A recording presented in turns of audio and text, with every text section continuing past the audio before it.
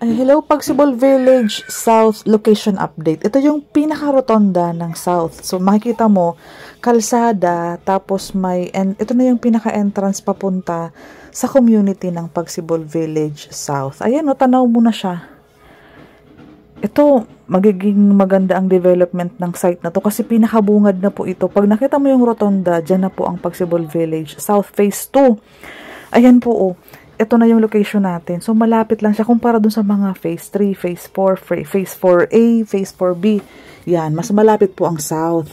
At pinapatag na nga po ang kabilang dako ng kalsadang ito. So, dito yung main entrance. Itong bungad kasi is late siyang kinoconstruct, di ba po? So, wala pa pong gate. Gagawin na din po yan. And, mapapansin mo ang kalsada, for clearing pa yan. Kasi hindi pa nga po tapos itong bungad. Kasi late itong binenta. Okay po. So, madami po tayong kabatch. January 13, 2023. Madami po tayong mga kabatch na nag-turnover ngayong araw na to. So, welcome. Ito na po ang kauna-unahang lahat ng bahay ay naka-sliding windows. Pagsibol Village South Phase 2 po. Ang kauna-unahang community na ganyan po kaganda. Mas pinaganda, mas pinatibay.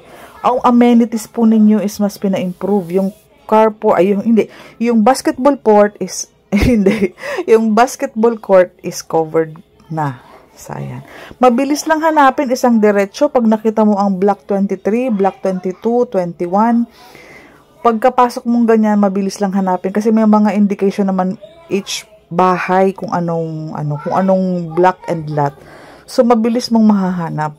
And meron naman po mga roving guard dyan, saka merong silang staff na babae na sumasama para tulungan ka po na i-check yung bahay, yung mga mamamiss out mong mga dapat ipa-ayos, siya na po mismo ang nagbabanggit. So, maganda, wala ka ma-overlook. So, ito na ang kanya, lalaki po ang ating buyer for today's video. Maganda po at green-blue ang kanyang nakuhang bahay.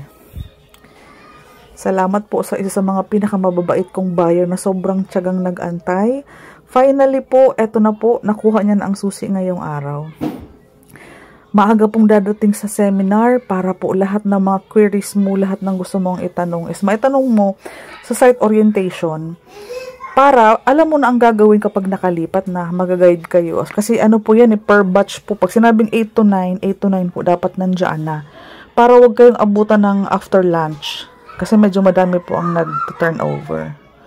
So, sa loob, chinecheck yung bahay. Simula yan sa labas. Check mo na din po kung may nakalagay na orange dyan sa may labas. Ibig sabihin, may poste ng Meralco. Pero pag walang indication ng orange mark na pintura sa may baba.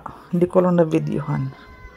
Pero sinecheck ko naman po yan every turnover para na-i-inform si buyer. Pinapakita ko ang mark nung maglalagay ng, di ba po yung malaking poste ng ano. Ito po siya.